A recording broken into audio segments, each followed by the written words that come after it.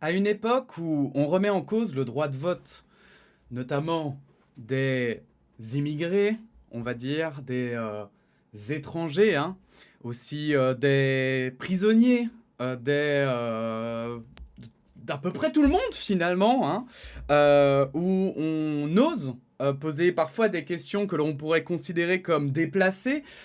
Eh bien, il y a un sujet pour lequel on parle finalement très peu, et voire même trop peu, selon moi, c'est le droit de vote des vieux. Alors, si on veut le dire poliment, on va parler du droit de vote des seniors, bien sûr, et notamment parce que on considère qu'à partir de 18 ans, globalement, hein, cette année avec les européennes, les jeunes de 16 ans vont devoir voter en Belgique. D'ailleurs, ça va être un devoir. Donc, ils vont avoir l'obligation de voter. Et donc, on considère qu'avant 18 ans, évidemment, les jeunes sont trop jeunes pour avoir une conscience politique, mais on ne considère pas qu'il y a un âge limite, en fait, au-dessus duquel on pourrait être dépassé par la politique. Et aujourd'hui, justement, j'avais envie de vous en parler, et notamment d'en débattre avec vous, parce que je pense légitimement que le droit de vote des seniors devrait être remis en question.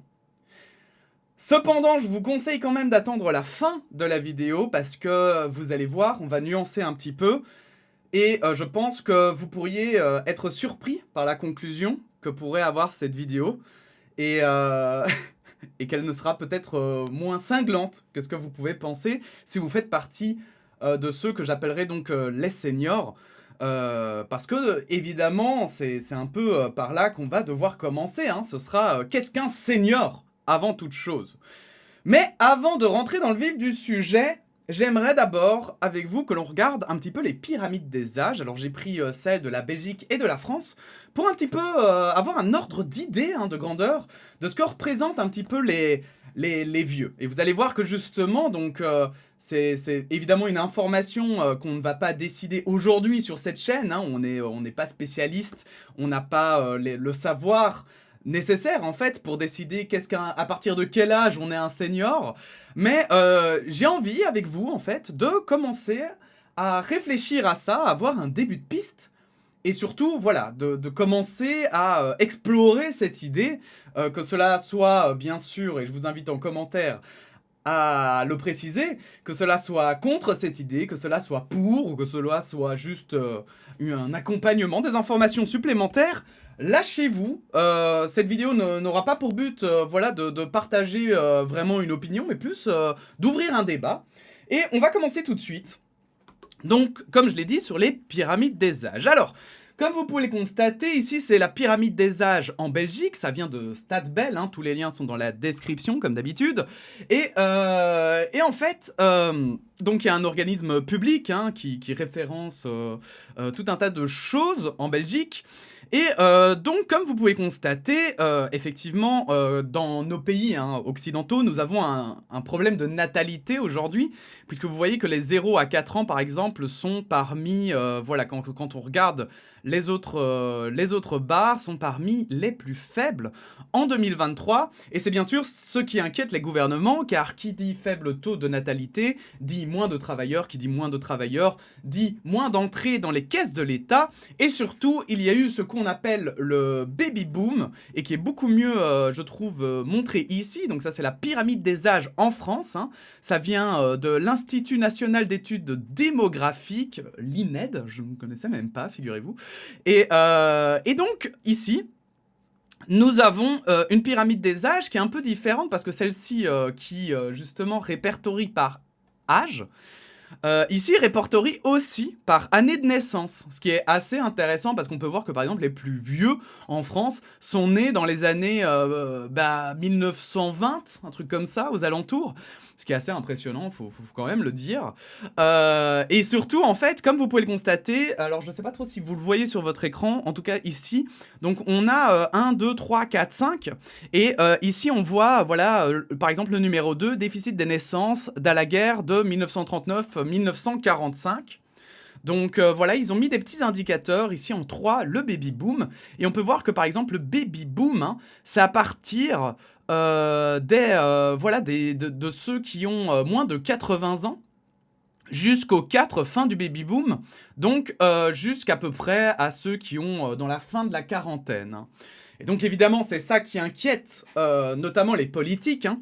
C'est que vu qu'il y a eu un baby boom, il y a eu beaucoup de naissances, mais maintenant ces anciens bébés sont devenus de vieux, enfin de vieux, on va mettre des guillemets, gaillards.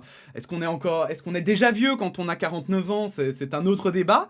Et, et du coup évidemment ces vieux vont avoir une retraite, et cette retraite, eh bien, va falloir la financer. C'est pour ça que ça inquiète énormément, parce que comme vous pouvez le constater, en France, je pense que c'est pire qu'en Belgique. Alors c'est peut-être qu'on est biaisé un petit peu quand même, je regarde par, par la manière dont est présenté le graphique, hein. Peut-être quand même que le gouffre est moins grand en France qu'en Belgique, que ce qu'on voit là. En tout cas, ce qui est sûr, c'est que, comme vous pouvez le constater, il y a très peu de naissances en ce moment, et donc forcément, il y a lieu de s'inquiéter, parce que comment financer des retraites s'il n'y a pas assez de cotisations? Alors, quand même, petite parenthèse par rapport à ces inquiétudes, hein, on rappelle quand même que les gens qui sont en train d'entrer en retraite ont cotisé toute leur vie, et donc c'est une fausse manière, c'est une fausse problématique en réalité qui se pose, et qui en réalité est probablement un problème de gestion des finances publiques ces dernières années, ou peut-être que certains politiciens ont profité un petit peu de cet afflux de travailleurs pour dépenser les cotisations de ces travailleurs, plutôt que de les garder précieusement pour leur retraite. Ce qui fait qu'on est peut-être dans la situation d'aujourd'hui. En tout cas, c'est un autre débat. Aujourd'hui, on est là pour parler donc des seniors. Donc, ce qui est important dans ces graphiques, c'est d'évidemment faire abstraction jusqu'à, on va dire, 15-19 ans ici en Belgique, hein. On va faire à peu près pareil ici, donc à partir de 20 ans, on va prendre parce que c'est le plus simple, même si on peut voter un peu avant, on est d'accord, hein, mais ça ne changera pas grand-chose. Donc, considérons qu'à partir de 20 ans, on peut voter, d'accord? Si l'on prend en considération cette classe d'âge, et que l'on considère, on va prendre un chiffre assez, assez large, hein, que l'on considère qu'à partir de 80 ans, on devient un senior, on peut voir que nous avons donc toute cette lignée-là de personnes, hein, jusqu'ici, voilà, qui votent. Alors, on en a déjà parlé une fois, mais évidemment, ces courbes ne sont pas égales. Vous voyez qu'elles sont plus grandes à la période du baby boom qu'en dessous. Et cela amène à certains problèmes, et notamment, on va commencer par celui-ci, à la fraude électorale. Alors en Belgique, il y a eu un gros scandale, c'était donc, je vois que c'est 2024, mais c'est parce que ça a été, ça a été jugé maintenant, mais c'était lors des précédentes élections, et si je dis pas de bêtises, c'était il y a 5 ans, donc en 2019, eh bien, un bourgmestre, donc un maire belge, a fraudé en faisant voter des personnes soit mortes, soit vieilles, trop vieilles, que pour se rendre compte qu'en fait, elles se faisaient juste manipuler par un politicien pour avoir plus de voix. Voilà. Donc, ça a fait beaucoup de bruit. Vous voyez qu'il a été condamné à 6 mois avec sursis en appel, donc c'est sa peine définitive à ce bourgmestre, à ce maire. Et, et en fait, du coup, moi, c'est un petit peu de là qu'a commencé à naître cette réflexion. Est-ce que c'est normal que des personnes qui ne sont plus capables, en fait, qui n'en ont peut-être même plus rien à foutre de la politique, car elles sont trop vieilles, soient encore amenées, appelées aux urnes? Et en creusant cette question petit à petit, d'autres informations sont arrivées, Et nous avons notamment, je suis tombé sur cet article pour parler un peu plus du côté en France, des problèmes en France, vis-à-vis de cet âge peut-être un petit peu trop long de vote. C'est que en fait, on remarque que notamment les plus vieux sont ceux qui ont le moins d'abstention.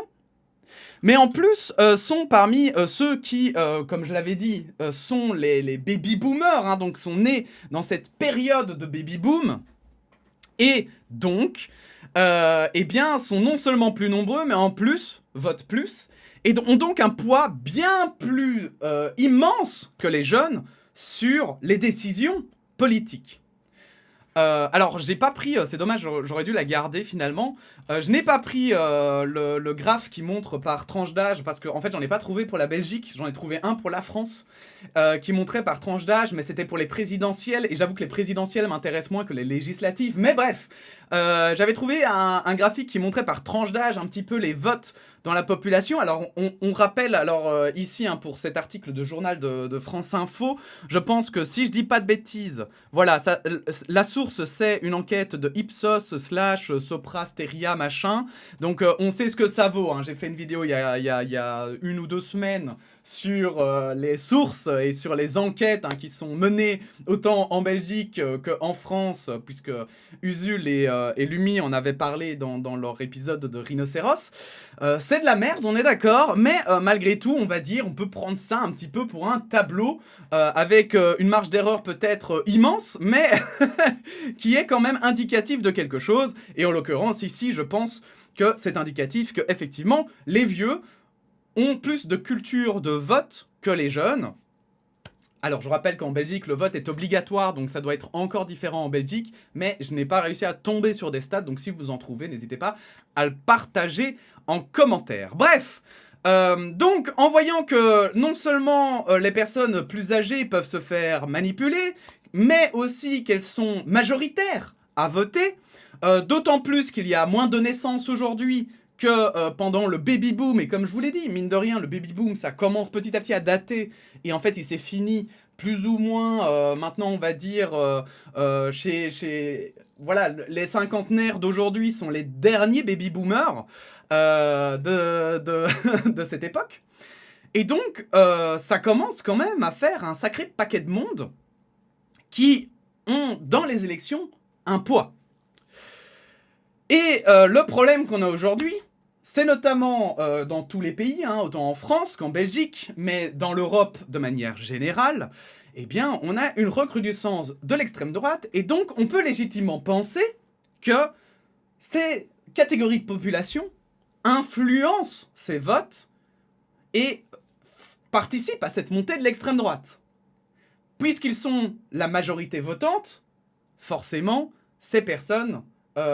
si l'extrême droite monte, c'est que ces personnes ont en majorité voté pour l'extrême droite. Ou en tout cas, en très grosse partie, pas en majorité, pardon. En très grosse partie, c'est très différent. Et donc, en fait, je pense que légitimement, en plus de ces arguments, j'aimerais en apporter un dernier, qui n'est autre qu'un un argument qui tombe sous le sens. C'est que nous avons des personnes qui sont proches de la mort, qui votent en grand nombre, et pour lesquels on laisse finalement décider du destin et du futur de leur nation.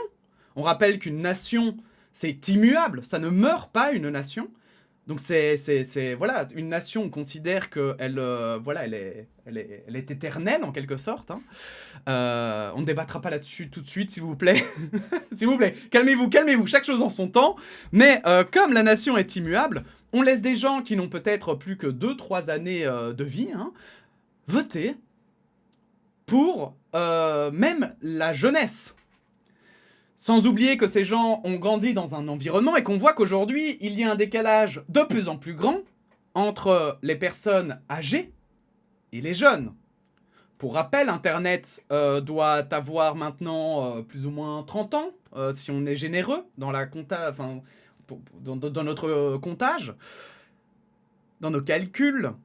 Et comme je vous l'ai dit, donc Internet a 30 ans, et les baby boomers ont 50 ans, les derniers.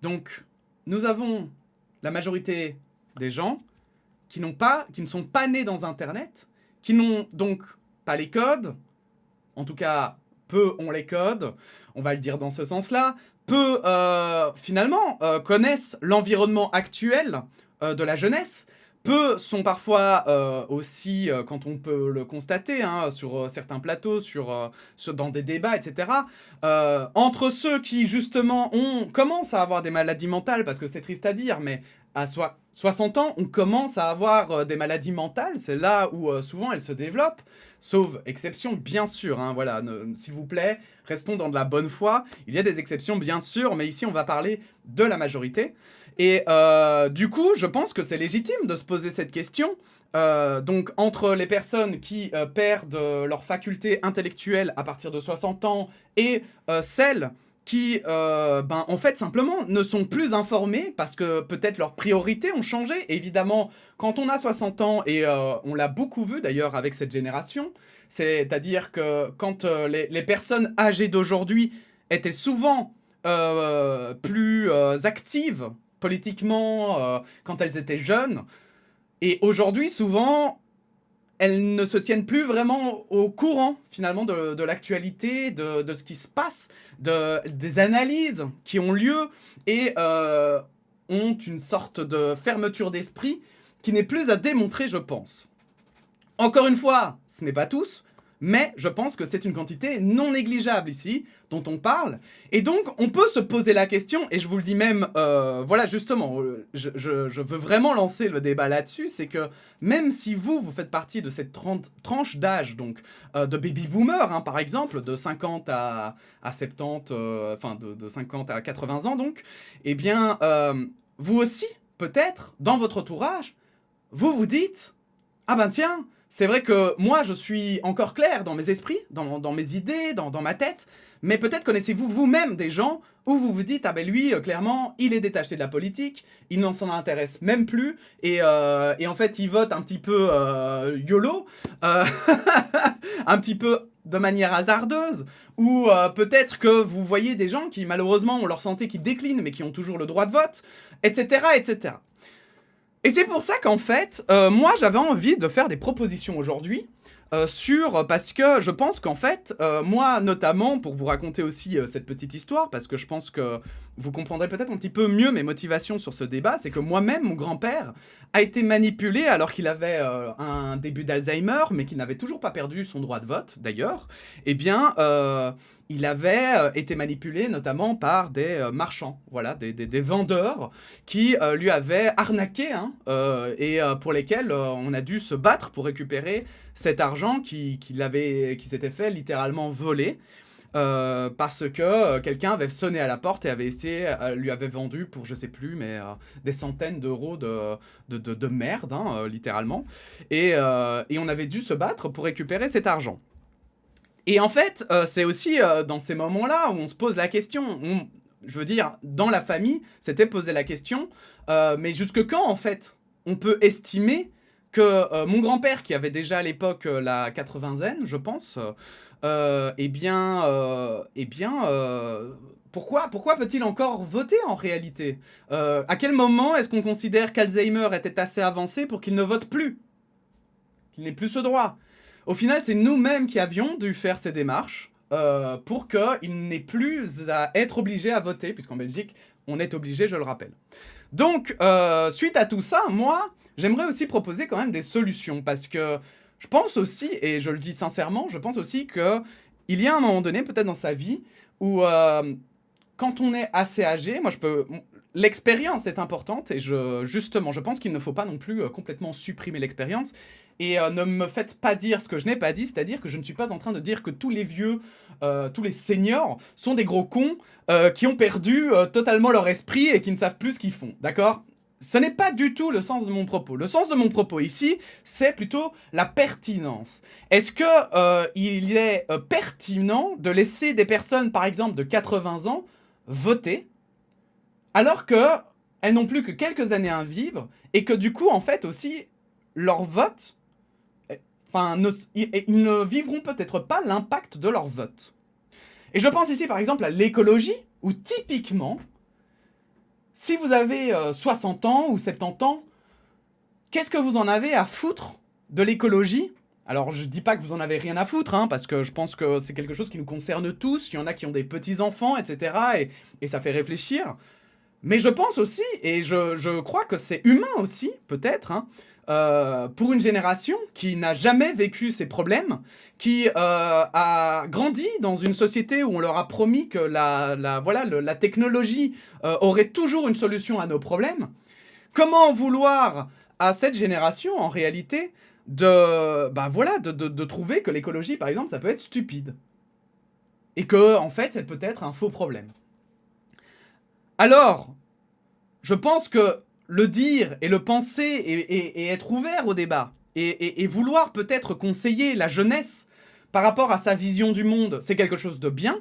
Cependant, pour des sujets, par exemple, aussi graves que l'écologie, où là, littéralement, on a la survie de l'humanité en jeu, est-ce que c'est vraiment pertinent de demander l'avis à des vieux de 80 piges qui, de toute façon, ne subiront pas les conséquences si, par exemple, ils font un vote qui est à côté de la plaque? Et ça, je le dis, mais voilà, c'est pas une opinion politique que je donne ici, hein, sincèrement, hein. Même si je pense qu'on commence à tous être à peu près d'accord sur l'écologie. Moi, je parle vraiment, partons du principe qu'on ne sait rien sur l'écologie et qu'on n'est pas sûr.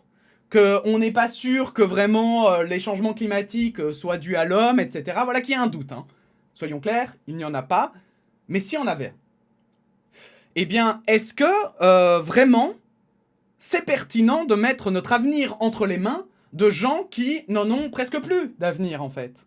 Est-ce qu'il n'y a pas un moment où ils ne devraient pas, plutôt que d'être des votants, se transformer peut-être en conseillers ou peut-être en autre chose? Mais voilà, il faut bien le dire, si Macron a été élu, c'est notamment grâce au vote des vieux. Alors, soyons aussi honnêtes, hein, ça l'a peut-être permis aussi d'avoir moins de votes pour Marine Le Pen. Peut-être aurait-elle eu plus de votes hein, si Macron n'avait pas été là. Mais j'ai envie de vous dire, on ne le saura jamais. Et d'un autre côté, un président qui est détesté par tout le monde, sauf par les vieux, est-ce que c'est vraiment encore pertinent? Je vous repose encore une fois cette question, parce que je pense que c'est encore une autre perspective, mais qui montre pourquoi, aujourd'hui aussi, il y a tant une telle défiance de la démocratie. Et moi, j'ai envie d'aller encore plus loin dans ces arguments, en réalité, hein. C'est que, imaginons justement, donc on va revenir sur nos pyramides des âges. Imaginons qu'un jour, nous ayons un drame.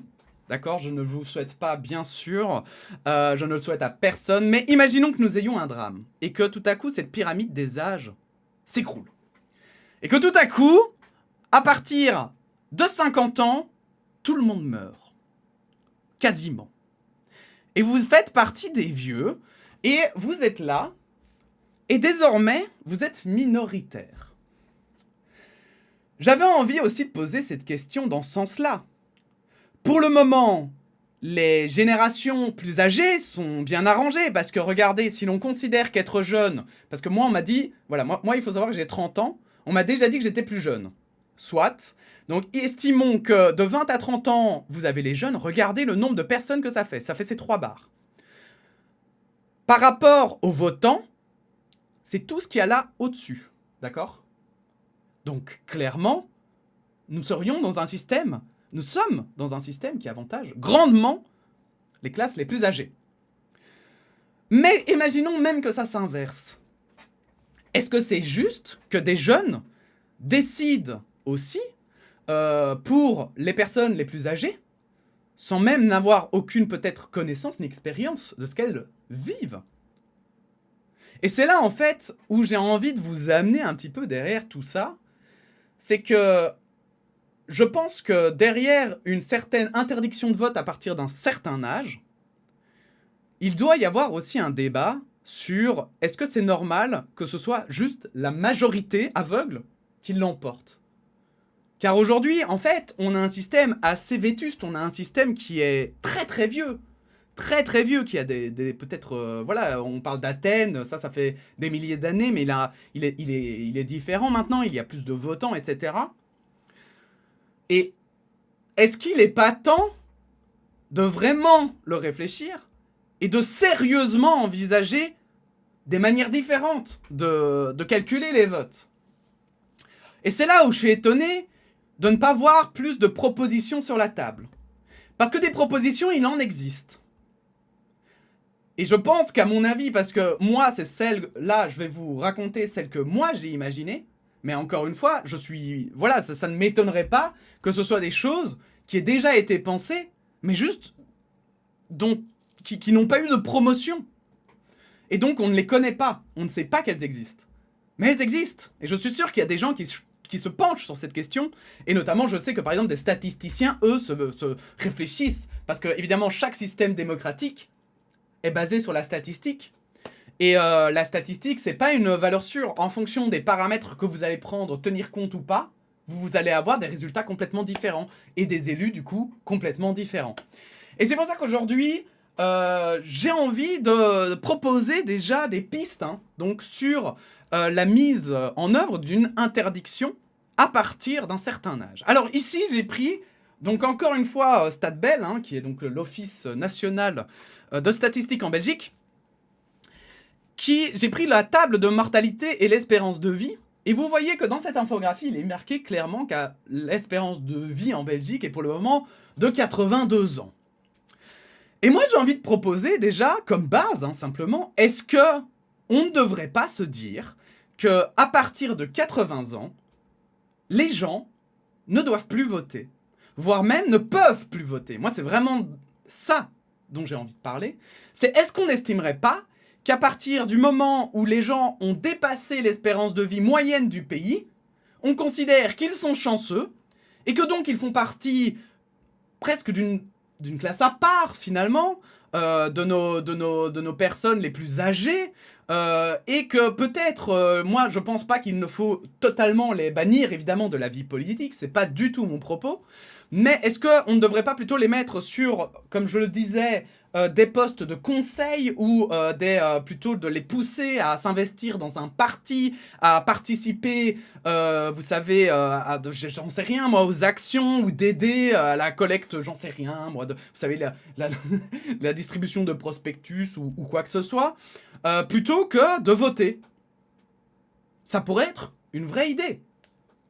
D'autant plus que 80 ans, sincèrement, on se fout de la gueule de personne, parce qu'il faut pas oublier que l'âge moyen, c'est 80 ans. Alors d'ailleurs, pour tous ceux qui pensaient que le Covid n'avait eu aucun impact, lol, d'accord, ok, c'est là. Mais donc, du coup, tout ça pour dire quoi? Tout ça pour dire que, effectivement, je pense que ce serait vraiment pas une réflexion complètement insensée. Et d'autant plus que là, 80 ans, il faut pas oublier que les ouvriers, par exemple, donc les gens qui travaillent dans les usines, qui ont des métiers manuels, qui travaillent plus tardivement, etc., sont des gens qui meurent souvent plus vite et plus tôt. Voilà. Donc, clairement, en fait, tous ceux qui sont au-dessus de 80 ans, c'est souvent des riches, et des ultra riches, Donc, je ne verrais pas vraiment le problème. Aussi, je pense que ce serait intéressant de se poser la question, est-ce qu'elle ne devrait pas arrêter toute vie politique? Parce que si on regarde par exemple en Belgique, on va prendre l'un des plus célèbres monuments en Belgique francophone, Elio Di Rupo, président du parti... non, plus président, pardon. Ex-président du Parti Socialiste, Premier ministre francophone pendant tout un temps. Âge, voilà. Il a donc 72 ans, donc il serait encore dans les critères. Si on prend nos âges, il est encore dans les critères. Donc, figurez-vous que je pensais qu'il n'entrerait même plus tellement il est vieux. Mais donc, est-ce que, ça voudrait dire qu'en fait, finalement, même les politiciens d'aujourd'hui pourraient encore siéger. Donc, on est quand même encore très loin d'une mesure complètement folle. Mais là où je voyais un avantage d'interdire en fait le vote à partir de 80 ans, c'est qu'on évite toutes les problématiques de personnes qui commencent à devenir séniles, de personnes qui commencent à ne plus pouvoir simplement en fait se déplacer, de ne plus pouvoir participer, etc. Et aussi, je pense qu'on évitera tout un tas de personnes qui n'en ont peut-être plus rien à carrer, qui se disent qu'elles vont crever et que de toute façon, voilà, leur vote ne vaut pas grand-chose. Erreur. Erreur, n'est-ce pas? Alors, donc ça, c'est un premier repère, une première proposition. Moi, j'avais aussi envie de vous dire que c'est une base que je propose, mais que je pense qu'on peut même aller plus loin. On peut même se demander si, en fait, l'âge légal, on ne devrait pas calquer le droit de vote, hein, l'interdiction de vote, sur l'âge légal pour prendre sa retraite. Donc en Belgique, ce serait 67 ans en 2030. En France, ce serait 65 ans. Et après, voilà, vous êtes à retraité. Et comme vous êtes retraité, on va considérer que, en fait, vous ne faites plus partie des actifs en Belgique et en France. Et donc, que vous n'avez plus votre mot à dire, en fait, dans cette démocratie. En tout cas, pas en termes de vote. Moi, j'ai même envie d'aller encore plus loin et toujours plus haut, toujours plus fort. Hein. C'est que, voilà, on pourrait, voilà, hein, je crois qu'on peut rentrer vraiment dans des dingueries pour lesquelles vous ne vous rendez pas compte. Et je crois que c'est pour ça qu'en fait, personne n'ose en parler. Parce que non seulement, en fait, là, on s'attaque aux plus gros votants de nos politiciens, hein, de nos élus. Ce sont, en fait, là, le débat que je vous lance, c'est un débat qui va s'attaquer, en fait, à la majorité des votants pour les personnes, enfin voilà, les gouvernements que nous avons aujourd'hui, pour la plupart du temps. Et évidemment, ça les emmerde. Un Macron à qui on dit au-dessus de 80 ans on peut plus voter, mais en fait il est fini. Il ne sera pas réélu, puisqu'il a la pire cote parmi les jeunes. Je veux dire, il faudrait être fou pour... voilà, enfin... Il faudrait pas être fou, faudrait être soit justement hyper intelligent et humble pour le faire, mais c'est pas son style, hein. Soyons honnêtes, c'est pas son style. Mais en plus, je pense que c'est aussi un débat qui s'attaque aussi évidemment à des libertés, celle de voter, celle d'exprimer son opinion par le vote quand même, c'est quand même quelque chose. Et donc évidemment, ce n'est pas quelque chose à prendre à la légère. Et parce que on peut aussi très vite rentrer dans l'argumentation de oui, mais est-ce que finalement ce ne sont pas juste les jeunes qui devraient décider de l'avenir du pays, etc. Et ça en deviendrait absurde. Et surtout, ça arrangerait peut-être certains partis comme l'extrême gauche ou l'extrême droite qui ont pour le moment le vent en poupe, je pense, dans ces catégories de population. Donc évidemment, elles auront envie de pousser.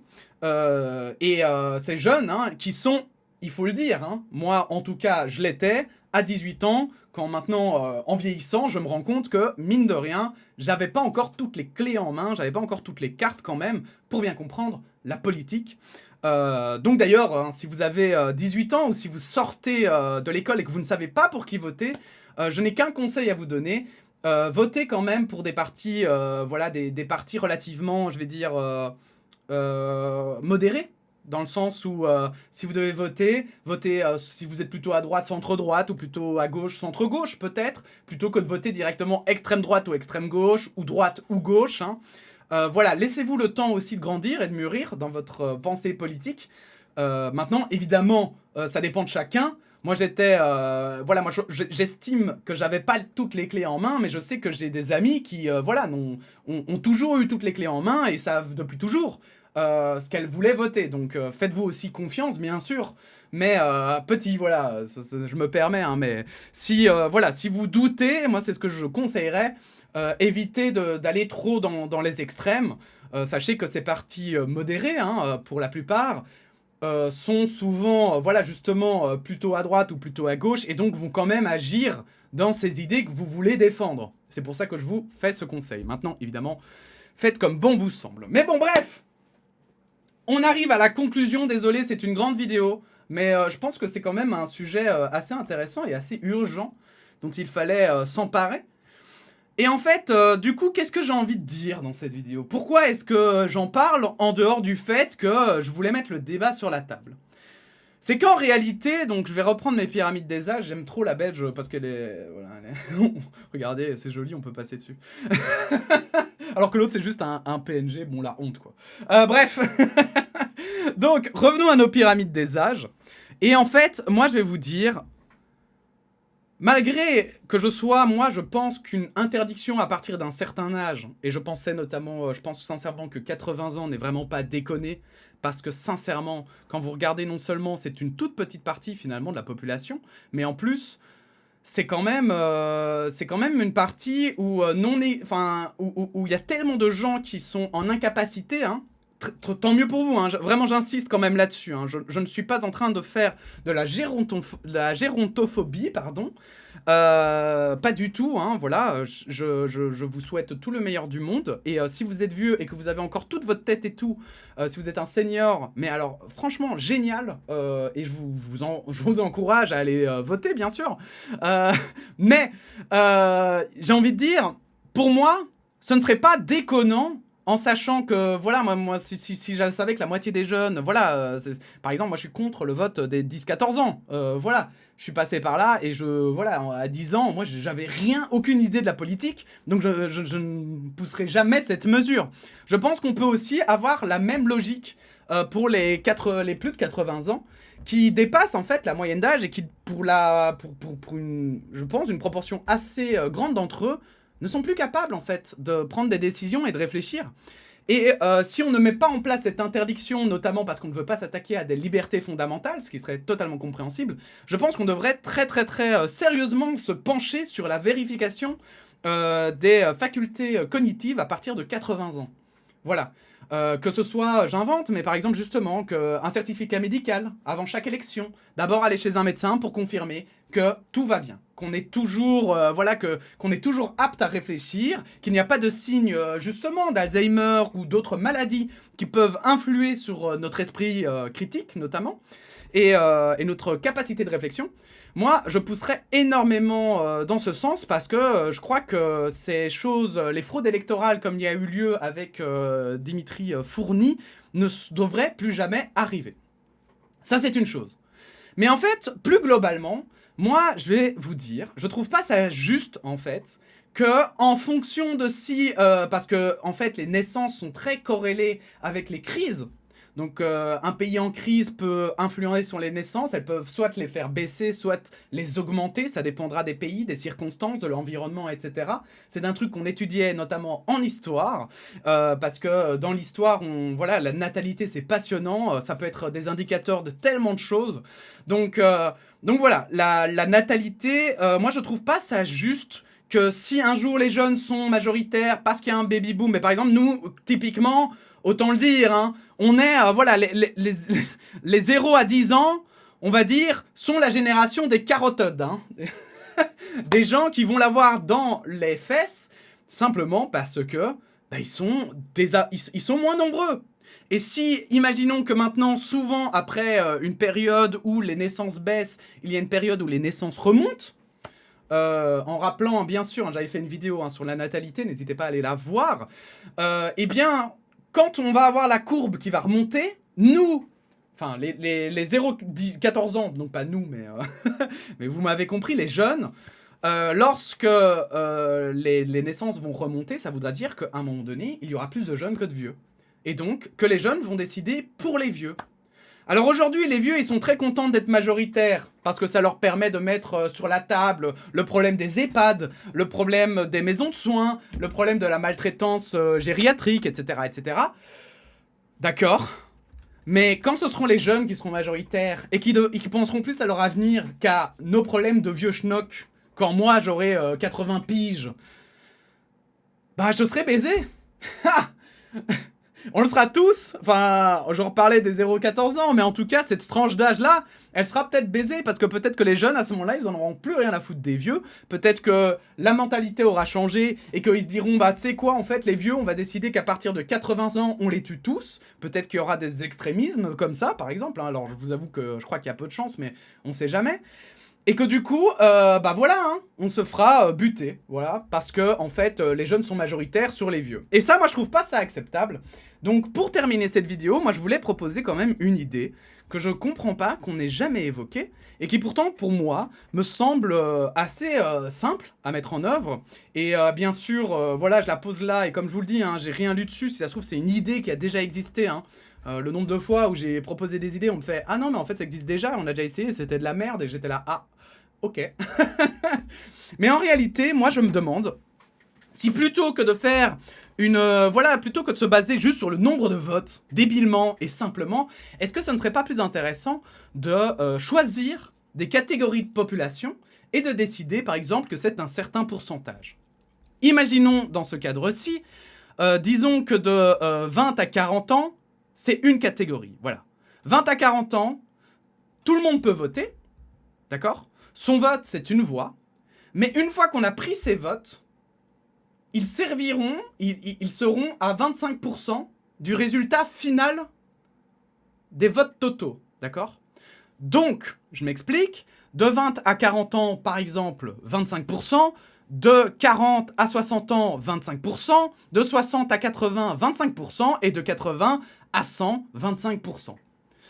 Alors là, je vous donne des chiffres complètement arbitraires, hein. Peut-être que c'est de la merde, évidemment, il faudrait affiner. Moi, je pense que, comme je vous l'ai dit, hein, ce serait vraiment intéressant de vraiment voir à quel point, parce que voilà, si on interdit le vote au-dessus de 80 ans, ce sera plutôt 33%, hein, 20 à 40, 33, 33, 33.